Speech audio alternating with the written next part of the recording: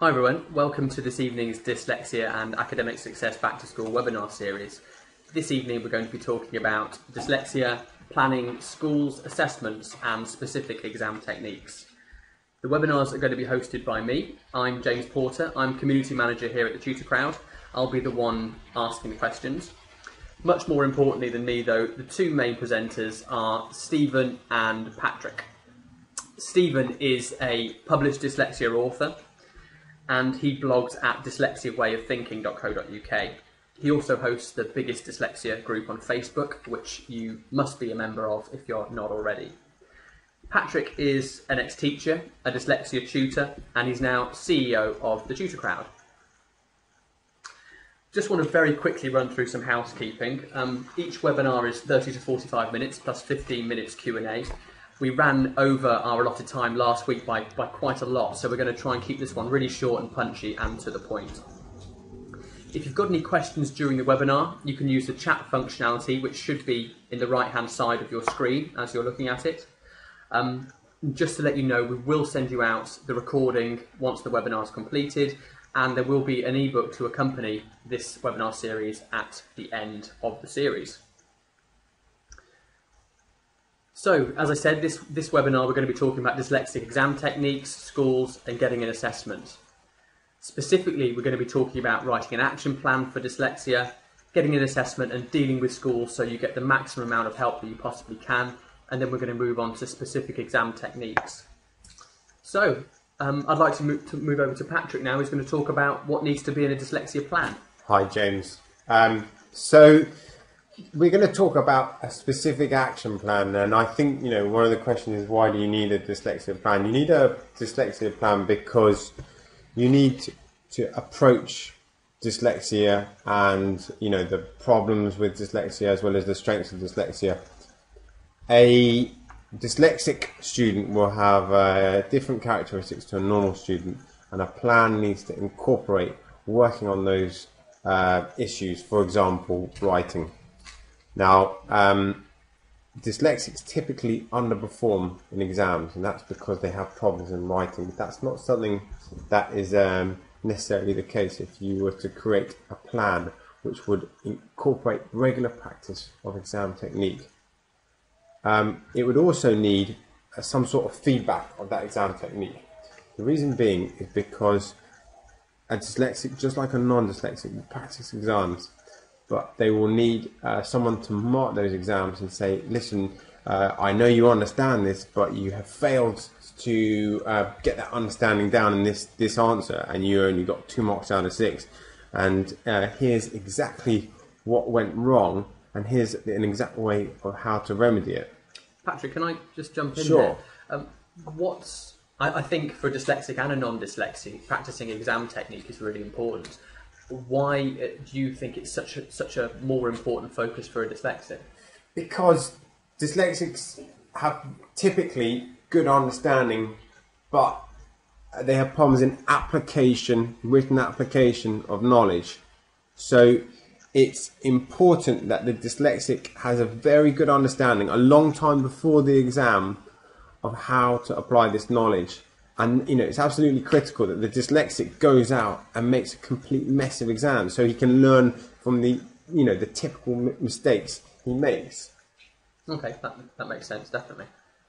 And also what we'll be looking at also is ways to do this plan, which might include a tutor, might not include a tutor. I think that depends on how much help that student needs. It depends, cost is another issue.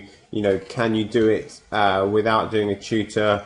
What are the good revision guides? What's a good way to do it? So that's generally what we'll be talking about. So first of all, let's look at an example of an hour a week plan. Okay, now there are lots of different types of plans, and if you want to talk to us about doing a plan, the Tutor Crowd, that's one of the things we do. We do educational plans with students. I'm just going to give you a basic breakdown on a plan which would help work with a dyslexic student. First of all, it must be an official plan. It can't be a vague plan. It must be, you know, written on a piece of paper, and it must be agreed by all parties. I've worked with a lot of dyslexics and a lot of parents who have dyslexic kids. If the student doesn't agree, sometimes, you know, the parents approach it and they have, you know, some strong ideas of the student doing, you know, 4 hours study a night and stuff like that. If it's not agreed by the student, then it's a non-starter. So it must be agreed by all parties. But it also has to have the right components. What I mean by that is it needs to approach what is necessary to achieve in exams. For example, learning the knowledge, like, you know, in their textbooks, as well as applying that knowledge in exam technique. They also need to learn about things like how to memorize, how to take notes effectively, and so on. The fourth component of this is someone needs to manage this. Okay, you can manage it yourself. If you're an independent and effective worker, you can manage it yourself. But you need to manage yourself. Say, okay, I did 2 exams this week and my plan was to do 3 exams this week, so I need to make up 1 for next week. Some of the time it's better managed by a tutor. Okay, that makes a lot of sense. And I presume, just because it's quite abstract at the moment, that we're going to move on to showing people how to create those plans. Is that right? Well, yes. I think, you know, I think, you know, we're going to give a bit of an example. Obviously, these plans are quite detailed. So one of the things is, you know, if you're interested in an educational plan, give us a call or email us at the Tutor Crowd. Or alternatively, we're doing an ebook, and that's going to break down an example of a plan, because sometimes in a presentation like this, you know, there's a lot of information to take in. So have a look at our ebook, and that will give you guys actual examples of what an educational plan is. Yeah. I think that planning is renowned for being, you know, an incredibly important part. Are there any specific things that you think people need to know about when they're putting this plan together that they absolutely must do? So it must be agreed by all parties, of course, but is there anything else? Absolutely. So if we look on the next slide, a target list is absolutely critical. Now, you know, it shouldn't be a vague target list like revise biology. That doesn't have a definite outcome. If you don't have a definite outcome, then, you know, it's not something that's going to work. You know, let's have a look at this plan for Sarah. Her target list is she's got a biology exam in 8 weeks, so her target is practice 8 exams and get feedback from a tutor, and then rewrite anything that she has underperformed in. And what I mean by that is rewrite anything where she has not got full marks. That's a definite. That's a very definite action. That's, you know, it's an unambiguous action. Therefore, you will be able to tell at the end of that 8 weeks, has Sarah fulfilled her plan or not. If her target list was to revise biology or revise notes, then you know, you wouldn't necessarily be able to tell if someone has done that or not. The second critical step is actually finding a tutor, and also finding the right type of revision guide. Now, in terms of advice, again, you know, look at our website. We've got ones who are focusing on exam technique. You want to find a tutor based on personality and experience. Now, the personality is someone who's going to be quite strict and quite firm with you, but also someone that you're going to get on with. And in terms of experience, you want someone with experience in dealing with exam technique. You don't necessarily need an experienced dyslexia tutor, although that will help, but they should have experience in dealing with exam technique.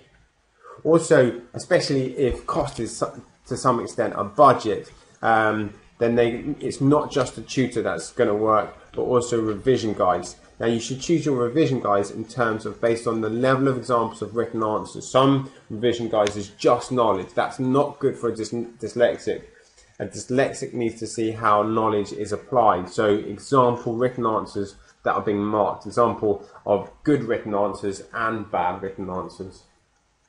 Okay, and you talk about blocking hourly periods as well on this slide, I think. Absolutely. I think if you can actually allocate a time period, then it's far more likely to be done. Again, it must be agreed by all parties that you'll be doing it between on a Tuesday between 4 and 5, for example. But we'll have a look at that and in a couple of slides down. And how can you make sure that the student sticks to that deadline as well? Well, I mean, it's interesting. I mean, you see, okay, here we've got, an example of a calendar.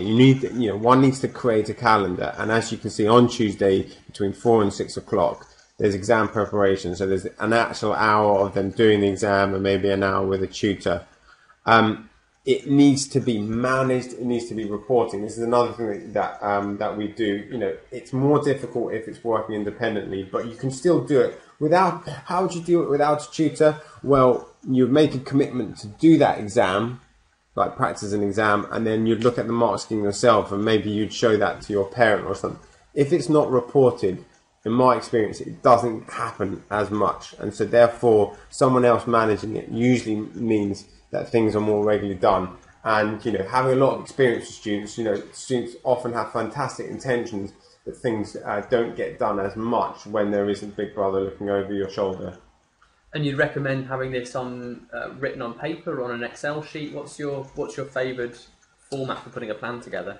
If it's written down in some way, I mean, it could be just, it could be on an Excel sheet, it could be on a calendar like that. We'll be creating calendars that you can add onto. That's absolutely fine.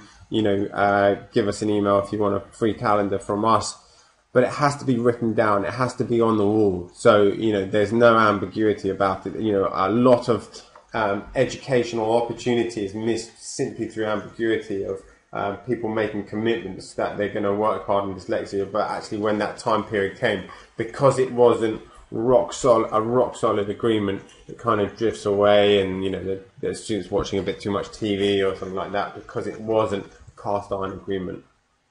And I think in blogs you've written previously, Patrick, you've talked about you're not putting too much stress on the students. So how much work should you be expecting the student to do?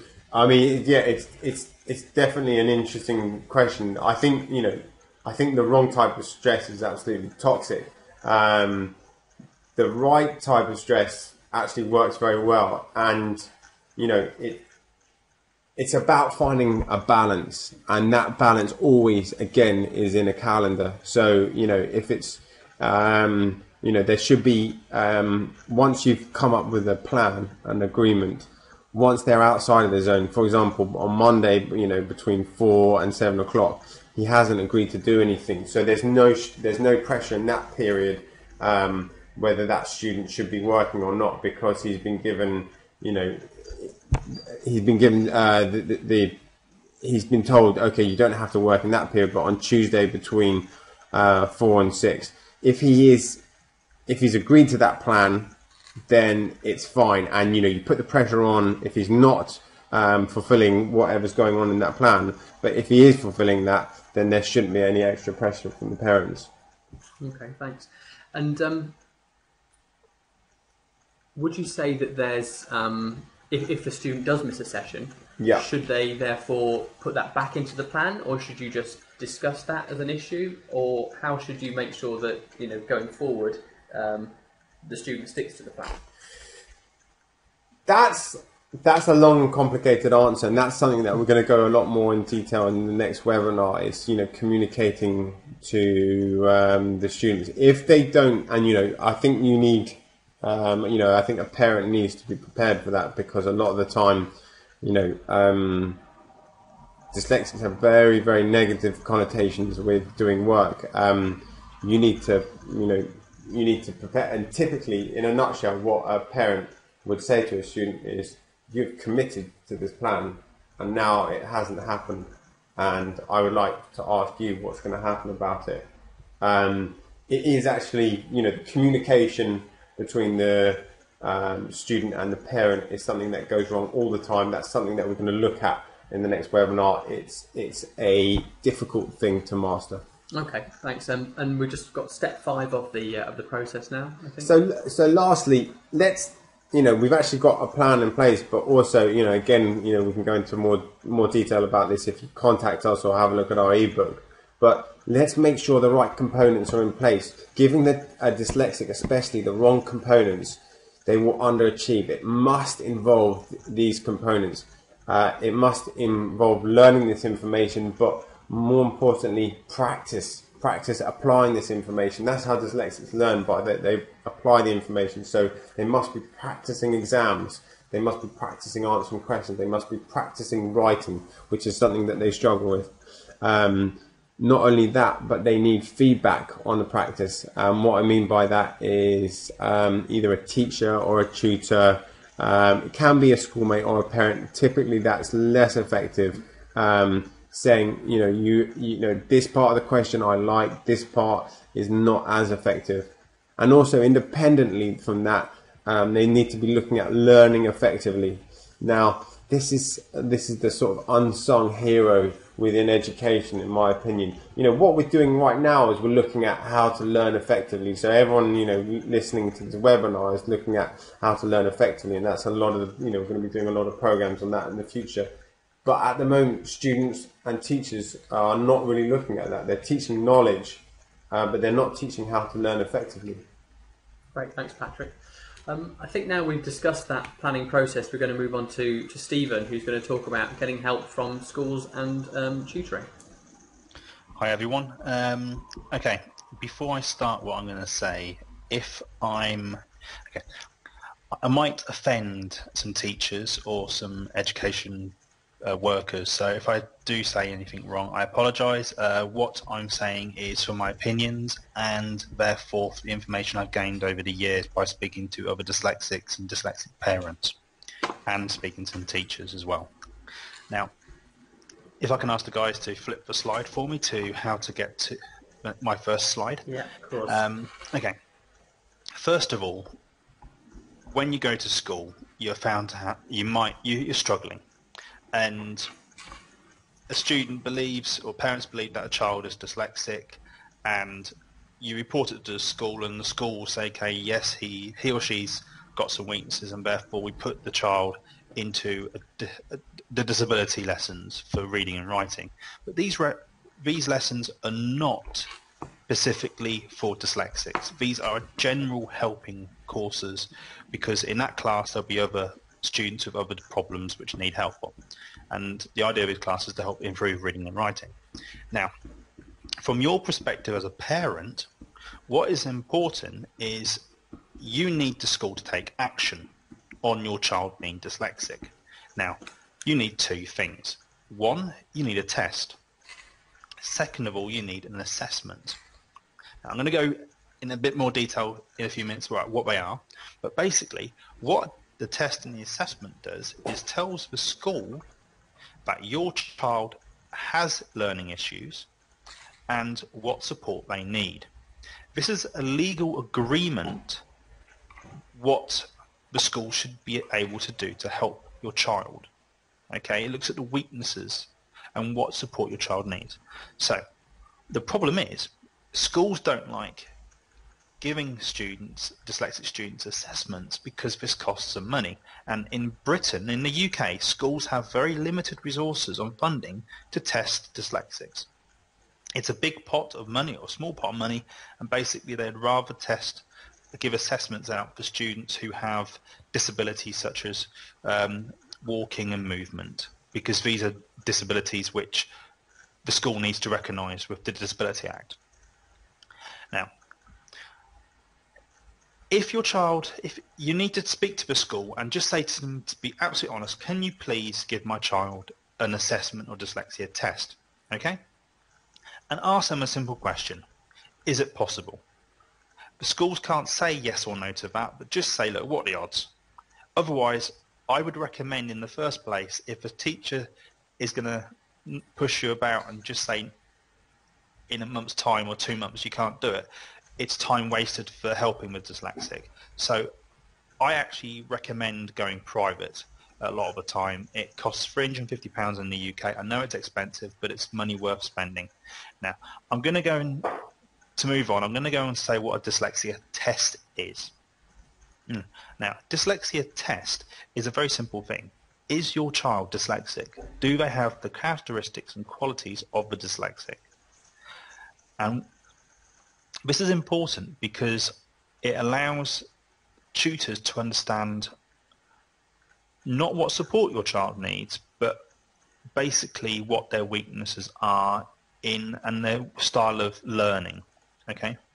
Now, what is important after the test of having a test from a school or a private institution is you need an assessment. The assessment is very, very important. This basically tells the school what support your child needs, and it gives the school access to funding.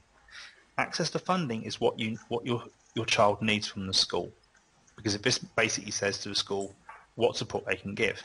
Now, the assessment normally costs £350. The test can cost, I think, between 150 to 250. Stephen, can I just jump in there? Am I right in thinking that a test is unofficial and it's just an indication, whereas an assessment is an official document which schools have to act on? Is that right? Okay. If you get the test done at the same time as the assessment, and the assessment and test is done by an educational psychologist, they'll both be official. At the same time, if you go to the Dyslexia Association or Dyslexia Action, again, the test has to be done legally by an educational psychologist, so therefore, yes, it will be a legal binding. If you go online and you order a test online, I might be wrong, but these tests normally are not backed by the education authorities in the UK. If you want to back up have a test done online, you can, and it is worthwhile going to the school and saying, look, I've had this test done online, but it says my child is dyslexic, and my child therefore needs an assessment and a proper dyslexia test. But again, on average, it is so difficult to get an assessment or test out of the schools because of limited funding. They often let it go round in hoops for months on end. It's best to go private. In the UK, you can get this done by Dyslexia Action and Dyslexia Association. Again, sometimes they have funding to do it free. Other times, most of the time, you have to pay though. Now, the assessment is important because it takes about 2.5 hours for the assessment. But basically, it will go through every learning style that a student needs to use in school. Basically, listening, speaking, reading, and writing, the four. And what the assessment is to do is to look at what your child's weakness is. For example, your dyslexic reading age might be 7 or 11, and therefore, if they've got low reading age, the support needs to be brought in is to help the child increase their reading ability. What support needs to be done? That means they need tutoring. What support? They need specific dyslexia tutoring. And the assessment will give a guideline to the school on what support to give and the funding. There's funding of about £4,000 to £5,000, I believe, to the school. It also means your child can get equipment, i.e., do they need a laptop to help them in class? Now, I know it's different in other areas of the world. I know, for example, some states in the US don't even believe dyslexia exists. If that happens, the next slide, I believe, will help you on how you should go about helping a child with dyslexia. Now, I'm a big believer, I know the guys here at the Tutor Crowd are big believers in tutoring. The tutorcrowd.com is a resource online where you can pay to have tutoring for, as you guys know, with Patrick, tutoring different lessons and also specifically to have dyslexia tutors. Now, tutoring is important. Tutoring will help your child in a number of issues. One, helping your child increase their reading age. A lot of dyslexics do have low reading ages, and for example, I had my dyslexia tests done when I was 13, 14. I had my tutoring started when I was about 14. Now, my tutoring lasted about a year and a half, an hour a week, at about £30 at today's money per hour.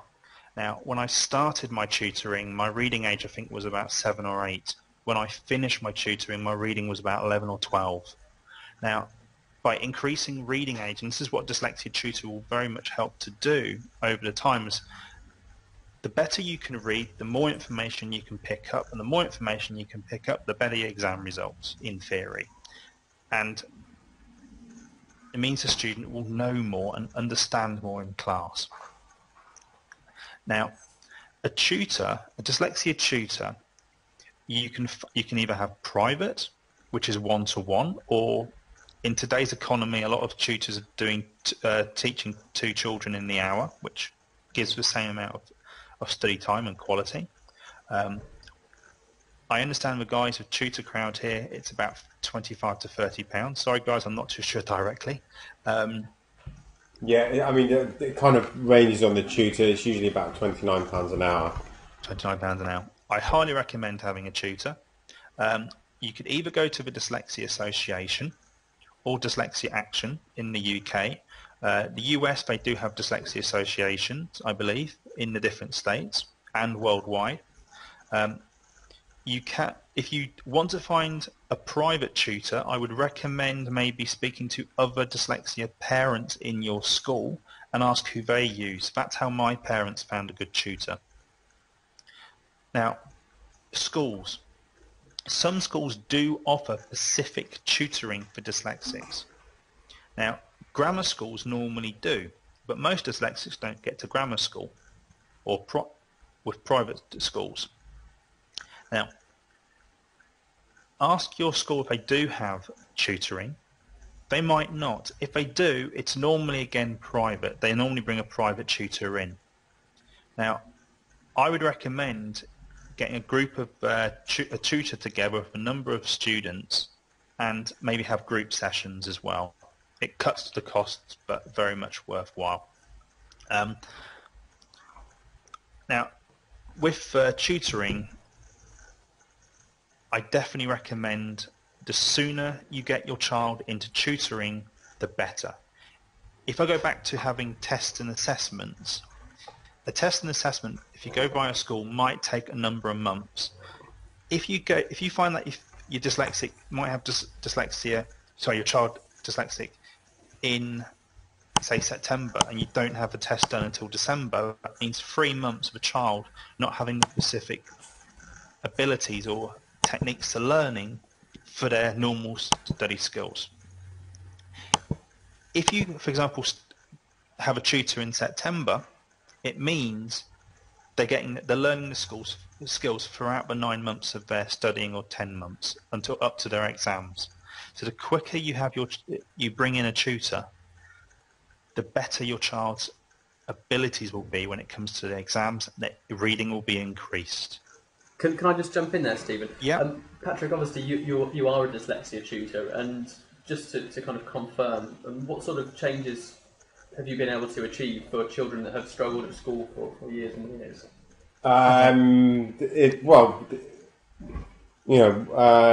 We've achieved big changes for students who are going from E grade to A grade. To add on to what Stephen was saying, it's tuition, but it's also the right type of tuition. It needs to be planned. There needs to be I've also had a lot of conversations with parents and where tuition has been ineffective. Not ineffective, but it hasn't. What you need is a launch pad. A dyslexic needs a launch pad and a very specific way of working, whereby they're practicing written work before the tuition. The tutor is taking them through written work. Sometimes tuition can be less effective unless it is structured. And that's one of the things I would just add to what Stephen's saying. It must be in a structured way. Okay, great.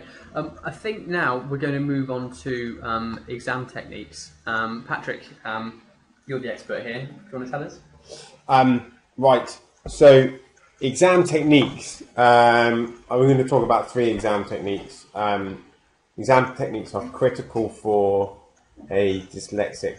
The reason being is because exam techniques teach us little memorable things that we can apply in exams and also apply when we're practicing for exams. There's a huge cost not to knowing exam techniques, for example, not knowing how to structure a paragraph, because whilst the person writing that exam doesn't know it at the time, but they're losing out on huge marks. What I recommend is, that's another thing to add on to what Stephen was saying, the tutor must teach exam technique. I want to talk about 3 exam techniques that I think lots of people at different levels should be learning. But my general tip here is learn as many different exam techniques as possible. Again, in our ebook, and our tutors will have lots of exam technique.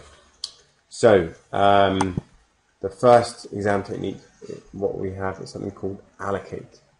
Now, it doesn't matter whether you are 11 years old and doing an exam, or if you're doing an exam for your masters at university, your questions will have a number of marks. So say you're given an essay question with 25 marks. There will be, and I'm sure lots of you haven't seen it, a mark scheme for this, and there will be past mark schemes for this, which allocate different marks to different things. For example, in A-level economics, you were given a mark scheme, you give it a 25 mark essay question, and 5 marks would be for basic knowledge, 10 marks would be for application of this knowledge, and then 10 marks for evaluation. What you need to do is you need to work out how to allocate marks in different questions. So, for example, GCSE student looking at a 6-mark question, they will say, okay, it's 2 marks for defining that question, 2 marks for applying the knowledge, and 2 marks for explaining the diagram, or something like that. It will differ depending on your level and your subject. It will always differ, but the process is always the same, is that you allocate, i.e. you allocate marks before you start to answer the question. So before you even start to say, okay, well, the answer is in 1914, that's when it happened. You say, okay, 1, state what the date is. 2, explain what happened in that date. 3, state an example, and that's my 3 marks there. If you don't allocate, you are at risk of saying what you think the answer is, not what the examiner should be the answer. And I presume it's the case that the exam itself won't specify where the marks are going to be allocated. That's got to come through practice and exam technique. Absolutely. So exams don't actually change that much in format. They might change the questions, but the format doesn't change. It's usually the case, unless there's a huge shake-up that year, that you're going to get a 25-mark question. If you've had a 25-mark question for the last 4 years, there are changes, and it's important to be ready for those changes. But on the whole, start to learn that format. Okay, so we're going to move on to point 2 of exam technique, which is paraphrasing now. Paraphrasing is a quietly powerful tool. I'll explain it to everyone, and everyone will say, "Oh, that's obvious," and it's obvious that that's a good thing to do. People don't apply this, and it's important to state this. People think it's a good idea, but people don't do it. It's like planning. It tends not to happen, especially in exams, unless paraphrasing is a regular part of a student's practice. Paraphrasing very simply means putting it in your own words. So, for example, people listening into this webinar, I say a point, or say Stephen said some very helpful stuff on getting an assessment. Now, the way a dyslexic can successfully learn that is by paraphrasing it, i.e. by saying, okay, so what Stephen said was, there are 2 types of things. There's a test and assessment, etc., etc. That person is saying it in their own words. You need to paraphrase every single question.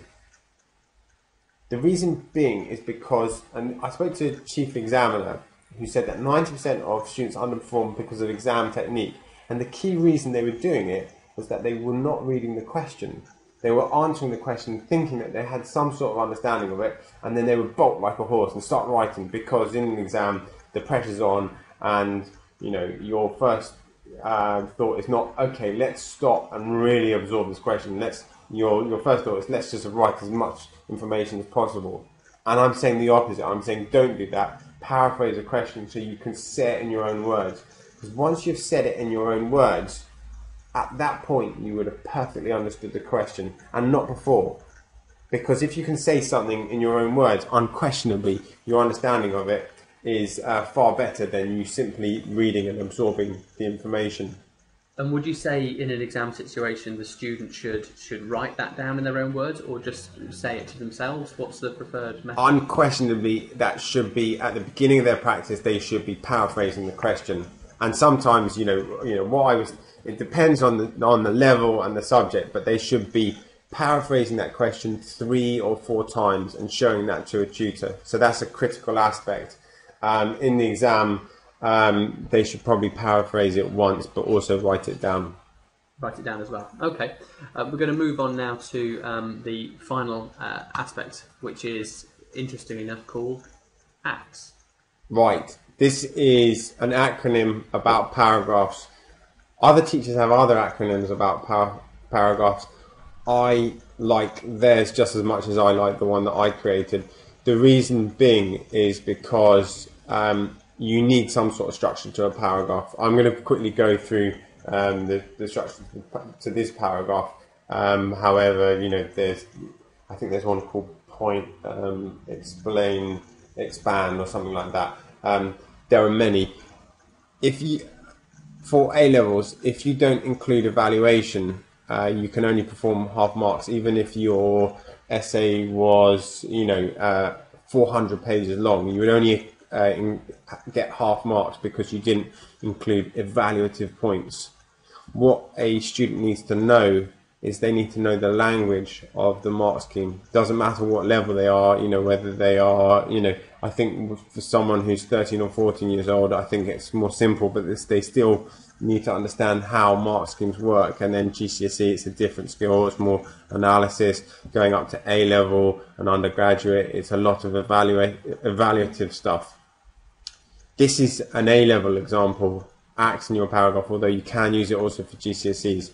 Every paragraph you make, the first sentence you state the argument, and that involves no explanation at all. The second sentence you explain the argument, so that is explaining the logistics of it, and the third part is evaluating. Again, we're going to go into a lot more detail in the ebook, so if you're interested in finding out more, have a look at our information online. So Patrick, just to try and make this kind of real and practical for people listening, every single paragraph when you're writing an essay should contain these three components. Is that right? Yes. This is one way of doing it. It's just a little acronym that you can capture and apply for lots of different written types. It's not going to perfectly fit into every single subject, and it's important that students learn lots of different acronyms, but what I did find is it's a very effective way for a dyslexic to apply information, because lots of the time a dyslexic is so consumed with the content of the information that the order and the structure gets kind of left behind. So if a dyslexic was sticking to this what I would do with a dyslexic, providing it works with the mark scheme, is that they said every single paragraph that you do, I want you to apply AXE, for economics, politics, sociology, psychology, and English literature, etc. The reason being is because then they will have perfectly formed paragraphs every single time. And if you were to combine, for example, allocate and AXE, you say allocate, okay, there's my 25 mark answer, there's an intro, 4 paragraphs, and then a conclusion. In each of the 4 paragraphs, apply AXE and 2 evaluative points. And without even knowing what the subject is, I've just created an essay structure. And that's all essay structure is. It's just working out the order of information and the type of information. So as you can see, stating the argument is a very different type of information to evaluating the information. What I am aware is, that there's a lot of people from different levels and different countries listening to this. So it's going to differ it's going to vary depending on the student. but I am saying, if you do learn one message from this last part, it is, learn exam technique, learn acronyms about how to structure paragraphs and essays. Okay, thanks, Patrick. We're now going to move on to the Q&A part of the webinar.